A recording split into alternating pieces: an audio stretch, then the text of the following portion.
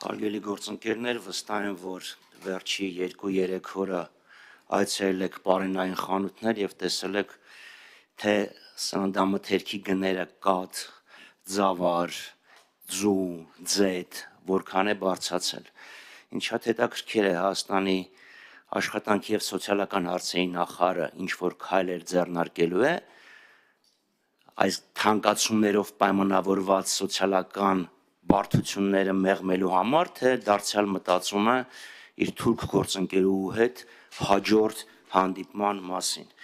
Ինչևէ, այսօրվա ճեպազույցի ժամանակ ես ինքս 3 հարց էի առանձնացրել, բայց իհարկե դա չի նշանակում, որ այլ հարցերին չեմ պատասխանի կամ ոմանց նման այնքան կխոսեմ, որ ձեզ հարցերի հնարավորություն չտրվի։ Առաջինը Հայաստան խմբակցությունը ներկայացրել էր քրեական օրենսգրքում փոփոխության առաջարկ, որի նպատակն էր Հայոց ցեղասպանությունը կամ միջազգանորեն ճանաչված այլ ցեղասպանություններ հրապարակայնորեն հերքելու, մեղմացնելու, հավանություն տալու, արդարացնելու կամ դրանց վտանգավորությունը նսեմացնելը, քրեականացնելը առանց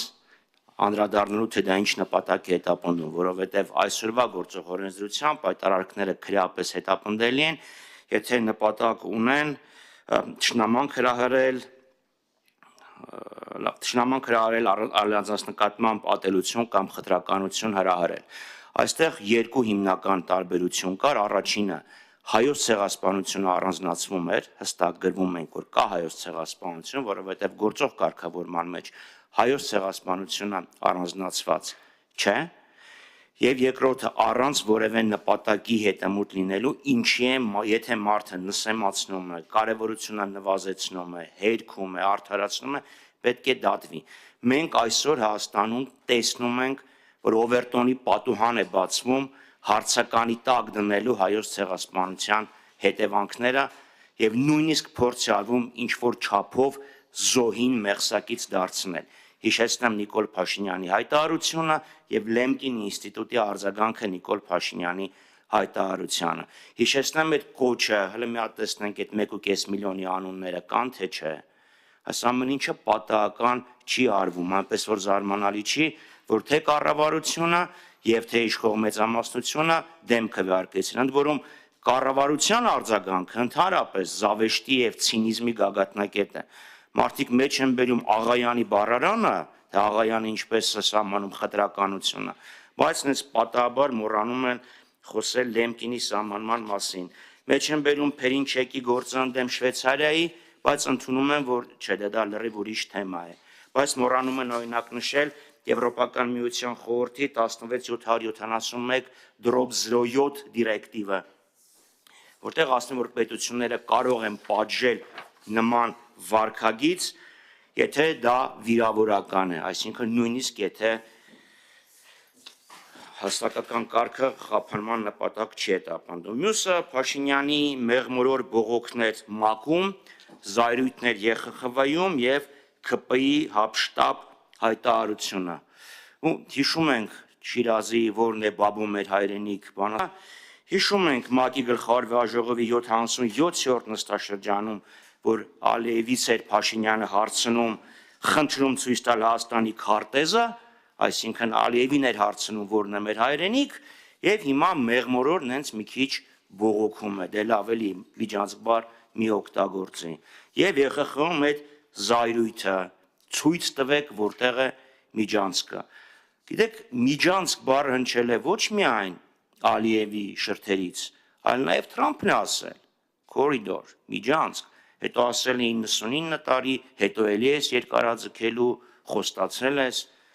կողքը նստած էր, բա թող ասեր ինչ միջանցք։ Այսինքն այս պայմաններում, երբ նույնիսկ ամենակարևոր հարցերի շուրջ չկա համաձայնություն, հապշտապ, սենց գնալ, ստորագրել, նախաստորագրած թուղթը ներկայացնել որպես խաղաղություն, դա կներեք էլի մարազմ է։ Մյուսը այս ապաշրջափակման հետ կապված, նույնիսկ այս իշխանությունների այսպես թափահարած, այսպես կոչված խաղաղության խաչմերուկը բոլոր կապուղիների ապաշրջափակման պահանջ է ներառում։ Փաշինյանը հունվարի 8-ին այս տարվա ասում է, մենք առաջարկություն ենք ներկայացրել ուրեմն Երասխ, Սադարակ, Կորդուբադ, Մեղրի, Զանգելան երկաթուղին բացելու շատ կոնկրետ առաջարկ։ Այն ինչ որ համաձայնեցվել է Ալիևի եւ Փաշինյանի միջև Թրամփի ներկայությամբ, այլ ոչ թե եռակողմ, ընդհանրապես չի անդրադառնում Սադարակ Երասխ հատվածին։ Նայեք քարտեզը, այսինքն ինչ են իրանք պատկերացնում, որ ինչ որ մեկ իր բեռները պետք է դնի բեռնատար, գա հասնի Մեղրիից դնի գնացք եւ գնա ուր։ Բա ո՞նց են դուրս գալու Արարատի մարզ։ Կամ ինչ եղավ, ուր կորավ Ղազախով դեպի ուրեմն հյուսիս եւ դեպի արևելք, դեպի Կասպից ծով ճանապարհը։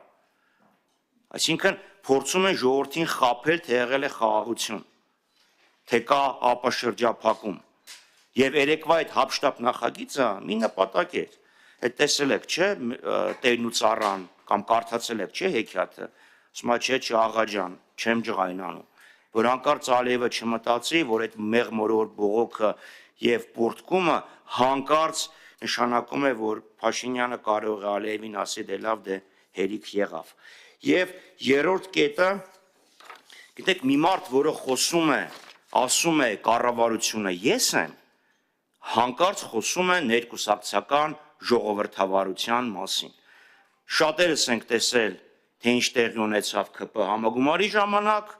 Ստալինի, Խրուշչովի, Բրեժնևի, Գորբաչովի ոճով ծափահարությունները եւ հիմա խոսում է ներկուսակցական ժողովրդավարության մասին։ Ակնհայտ է, որ Ալիևին զիջումները ինքը լրացնում է ներսում բռնակալություն հաստատելու անթակույց ջանքերով եւ այս ամեն ինչը ուղղված է լինելու Հայաստանում կուսակցությունները վերահսկելու, իսկ դաշնակցությունը փակելու ուղղված գործողություններով։ Շնորհակալություն։ Սիվիկայը։ Շնորհակալություն, պարոն Խաչատրյան, հետաքրքիր է, եթե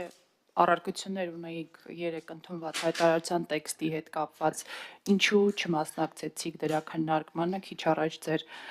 գործընկերները պարոն Հովհաննիսյանը եւ Խանդանյանն ասում էին, որ դուք փախակ դրա քննարկումից, սա առաջին հարց, գայիք ներկայացնեիք ձեր առարկությունները, բմբլեիք փաստաթուղթը, ինչպես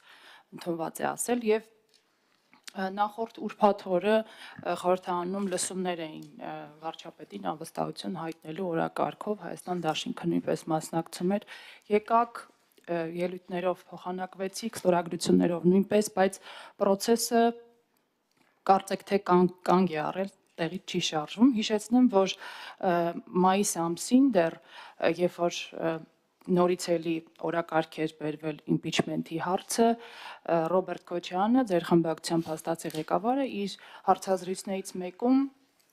անդրադառնալով իմպիչմենթի թեմային ասել էր, որ դա անիրատեսական գործընթաց է, քանի չկա փողոցային process, եւ ասել էր, որ խմբակցությունը նաեւ ենթադրաբար դուք չպետք է ֆոն եւ դեկորացիա դառնաք ինչ որ մարդկանց երազանք իրականություն դարձնելու համար։ Այդ ժամանակ վարչապետացուն Էդմոն Մարուքյանն էր նախկին դեսպան։ Հիմա Հանրապետական կուսակցությունը այլ տեխնացու է առաջադրել Մասիսի քաղաքապետ Դավիթ Համբարձումյան։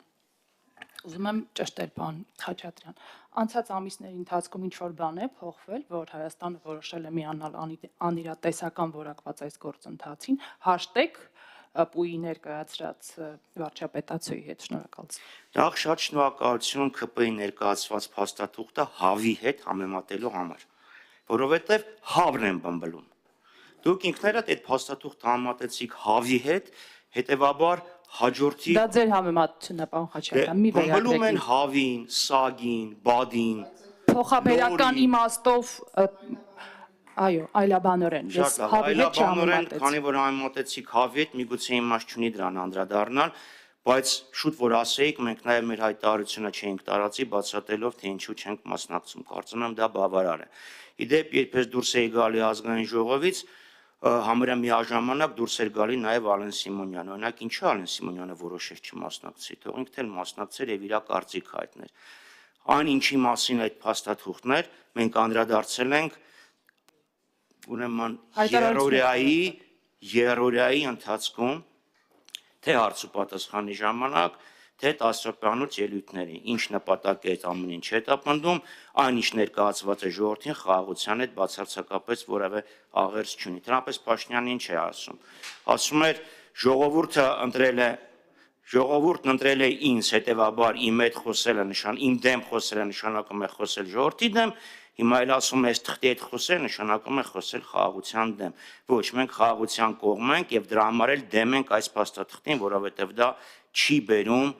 որևէ մեզ չի մոտեցնում խաղաղությանը։ Ձեր երկրորդ հարցի հետ կապված մեր մոտեցումը impeachment-ին նույնն է, չի փոխվել, ասել ենք, որ այո, կա 28 ստորագրություն, 28 ստորագրությունը պատրաստ ենք տրամադրել, գործընթացը լինի, տեսնենք ինչ ենք անում, շնորհակալություն։ Ազատություն։ Պարոն Խաչատրյան, ինչպես եք գնահատում վարչապետ Նիկոլ Փաշինյանի մեկնաբանությունը, թե ինչ նկատի ունի Ալիևը, երբ ասում է Զանգեզուրի միջանցք, Փաշինյանը հետևյալ կերպ է բացատրում, որ դա Զանգելան հորադիս ճանապարհն է եւ Ալիև ավելի կարճ որոշել է Զանգելան հորադիզը անվանել Զանգեզուրի միջանցք։ Սա մեկ եւ նա նաեւ պահանջել է, որպեսզի քարտեզի վրա ցույց տար, թե որտեղ է այդ Զանգեզուրի միջանցքը, հայտնի չէ թե արդյոք Կոպենհագենում տետատետ հանդիպման ժամանակ այդպիսի բացատրություն հնչել է թե ոչ, սակայն ԿՊԱ-ական ձեր գործընկերներն ասում են, որ համատեղ հայտարարության մեջ արդեն իսկ նշվում է, որ թրիփի ուղին անցնում է Հայաստանի տարածքով եւ սրանով ամեն ինչ ասված է եւ թեման փակված է։ Սա դուք բավարար համարում եք այդ հայտարարությունը, թե ոչ։ Նախ ես Փաշինյանի էքստրասենսոր հնարավորություններից տեղակ չեմ, թե ինքը ինչի նկատի ուներ Ալիևը, երբ խոսում էր միջանցքի մասին։ Հավանաբար այդ հարցը պետք է քննարկվեր Կոպենհագենում, ձեր հետ լրիվ համաձայն եմ։ Բայց հիշեցնեմ, որ 18-20 թվականներին, երբ այս իշխանությունները գաղտնի բանակցում էին Արցախյան հակամարտության կարգավորման շուրջ, Փաշինյանին երբ ասում են լավ հանդիպել եք Աշխաբադում, Դուշանբեում, Ժնևում, Մյունխենում, ինչ եք քննարկել, դե ասում էր փորձում ենք քննարկենք, հասկանանք, տեսնենք նույն բառի տակ նույն իմաստ ունենք, թե չէ, նույն իմաստ ենք հասկանում, թե չէ։ Հիմա ունենք մի իրավիճակ, երբ Փաշինյանի մեկնաբանությունները էապես տարբերվում են Ալիևի մեկնաբանություններից եւ ողջամիտ հարց է առաջանում։ Լավ, մի հատ հասկանանք, այս բառի տակ ինչ ենք հասկանում։ Միգուցե այլաբանություն է, ինչպես ձեր գործընկերուհին ասաց, այլաբանություն է այդ միջանցքը, թե իրական միջանցք է, որը լույսը կարելի է վառել եւ անջատել։ Առանց դրա այս հափշտապությունը ինչով է պայմանավորված։ Իրոք հարցեր են, որ ուզում ենք հասկանանք, կրկնում եմ, նույն Թրամփը կա, ելույթը, խոսքը կա։ Նայեք, մարդը օգտագործում է միջանցք կորիդոր արտահայտությունը, եթե դա հստակեցված չի, ինչ են ստորագրում։ Կրկնում եմ, Փաշինյանի, Հայաստանի իշխանությունների պահանջը բոլոր կապուղիների միաժամանակյա ապաշրջափակումը փոխարինվել է փոխադարձ առավելություն անորոշ անսահմանելի մի ինչ-որ նախադասությամբ։ Որոնք են այդ փոխադարձ առավելությունները։ Նույն Նիկոլ Փաշինյանը 2001 թվականին ասում էր. միջանցքը պետք է թուրքերին եւ ամերիկացիներին տանք, փող աշխատենք։ Փող աշխատելը ինքը դիտում էր որպես փոխադարձ առավելություն։ Կարող ենք բացառել, որ հիմա էլ դա նկատի ունի։ Չգիտեմ, ի տարբերություն Փաշինյանի, ես էքստրասենսոր ունակություններ չունեմ եւ իր մտքերը կարդալ չեմ կարող։ Բայց երբ խոսում ենք օրինակ սահմանը, ցույց տվեք սահմանը գծեք, չէ՞ որ ասում է 77-րդ վարժողովի ժամանակ։ Դրանից հետո Հայաստանն առաջարկում էր Գենշտաբի,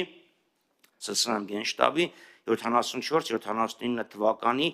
քարտեզները օգտագործել որպես հիմք, բայց այդ քարտեզները այլևս չեն դիտարկվում Ադրբեջանի կողմից։ Երբ որ Փաշինյանն ասում է եկեք այս թեման փակված համարենք, փակված համարել կարող ենք Զանգեզուրի միջանցքի թեման, ինքը հենց այդ Քարորիայի հարցու պատասխանի ժամանակ էր ազգային ժողով կառավարություն ասաց եկեք թեման փակված համարենք, որտեղ սա նկատի ունի Զանգելան հորադիզը։ Նավ ինքը թող փակված համարի, բայց դա չի նշանակում, որ թշնամին փակված է համարում, իրանք շարունակում են դա պնդել։ Այլ հարցեր կան, կներեք։ 24 News։ Ես Կոպենհագենում եղել եմ 2015 թվականին առանց Նիկոլ Փաշինյանի։ Պարոն Խաչատրյան, դուք խոսեցիք կուսակցությունների թափանցիկության մասին բարձրացված խնդրի խնդրի մասին վերջին հարցու պատասխանի ժամանակ այդ հարցը բարձրացվեց եւ մասնավորապես դաշնակցության հետ կապված, որ թափանցիկ չի իրականացվում նվիրատվությունները, մեկ մարդու անուն է նշված, քվեաթերթիկ անգամ երբեմն կուսակցությունները չեն ունենում ընտրությունների ժամանակ եւ Նիկոլ Փաշինյանը ասում է, որ կուսակցությունը պետք է լինի ամենաթափանցիկ գործող համակարգը, ժողովրդավար երկիր ենք եւ պետք է գտնենք մեխանիզմներ, որ համապատասխանեցվեն ժողովրդավարության կանոններին, ընտրություններին չմասնակցելու հարց կարող է նաև առաջանալ, ինչ մտավախություն չունեք, որ այս հարցը կարող է դրվել եւ թույլ չտան, որ դաշնակցությունը ընտրություններին մասնակցի եւ ինչու է դաշնակցության հարցը վերվել այսպես օրակարգ եւ ամեն նիստի ժամանակ քննարկվում այս հարցը։ Լավ, գիտեք, ի տարբերություն շատ ԿՊԱ-ականների եւ նաեւ Նիկոլ Փաշինյանի ես 34 տարուց ավել դաշնակցության կուսակցության անդամ եմ եւ չեմ կարող ասել այլ կուսակցություններում ներկուսակցական ժողովրդավարություն ինչպես է գործում։ Հիմա ճիշտ ասած չեմ թարմացրել տվյալների բազաս ովքեր են իրենց կուսակցության փոխնախագահները, բայց մինչև այս համաժողովի փոխնախագահները կարող է վերընտրվել են, դրա համար եմ ասում, չեմ թարմացրել բազան, առաջնահերթություններից մեջ դա չի մտնում։ Մեկը նախկին ՀԿ-ական էր, մեկը նախկին ԲՀԿ-ական էր։ Իրանց կուսակցությունում կան բազմաթիվ կուսակցափոխեր, միգուցե ինքը տենց համեմատել է։ Բայց կարող եմ ասել, որ դաշնակցության ժողովները քննարկում են կուսակցության քաղաքականությունը, երկար եւ շահագրգիռ, որևէ մեկը ելույթ չի ունենում եւ ծափ չեն տալիս, չեն գոռում կեցե։ Լուրջ ժողով է, որը քննարկում է կուսակցության քաղաքականությունը, ընտրում է մարմին եւ հանձնարարում է իրականացնել կուսակցության ընդունած որոշումները։ Բացումը բաց է լրատվամիջոցների համար, նաեւ հրավիրում ենք այլ կուսակցությունների ներկայացուցիչներ։ Դրա վերաբերյալ ընդունված որոշումների վերաբերյալ ընդունվում է հայտարարություն եւ հասարակությունը պատշաճ կերպով դրա մասին տեղեկացնում է։ Իսկ եթե դուք անձամբ դուք չէ, եթե քաղաքական ուժ կա, որը որոշումները կայացնում է այլտեղ եւ համագումարը օգտագործում է զուտ շոուի, ծափողջունների, ծնկի գալու դերասանական բարձր վարպետությամբ եւ կեցե օգտագործում է որոշ քաղաքական ուժեր։ Իսկ ֆինանսավորման հետ կապված կուսակցությունը ֆինանսավորվում է օրենքով չարգելված միջոցներից, մասնավորապես անդամավճարներից։ Իսկ ընտրություններին որպեսզի չթույլատրեն մասնակցեք, բայց իմ հարցի պատասխանը չի տրվել։ Ներողություն, ես Հարցի շարունակություն Երմին ավելի ընդհանրական ամեն ինչ արվում է կուսակցությունները վերահսկելի դարձնելու համար, իսկ ոչ իրենց համար ոչ ախորժելի կուսակցություններին, ումից վտանգ են տեսնում ընտրություններին թույլ չտալու համար, ինչպես դա արվեց 95 թվականի հուլիսին, եւ կուսակցությունները արգելելու համար։ Ֆակտոր խնդրում եմ կարճ։ Պարոն Խաչատրյան, ճիշտ են տեղեկությունները, որ Քոչարյանը Մոսկվայում Կիրիենկոին է հանդիպել եւ ընտրությունների հետ կապված քննարկում են ունեցել, նման տեղեկություն հրապարակն է հայտնում, եւ ինչու գնալ Ռուսաստան, եւ եթե իսկապես դա ճիշտ է, եւ ռուս պաշտոնյայի հետ, այլ ոչ թե հայ ժողովրդի հետ քննարկել Հայաստանի ապագան ընտրական գործընթացները։ Հանդիպման մասին չգիտեմ, տեղակ չեմ, ինչ է քննարկվել, նույնպես տեղակ չեմ։ Հետևաբար որևէ կերպ անդրադառնալ չեմ կարող, բայց կարող եմ ասել, որ Նիկոլ Փաշինյանը, որը խոստանում էր Հայաստան ժողովրդի հետ հարցերը քննարկել, հրապարակում որոշում կայացնել, խաբեց, ստեց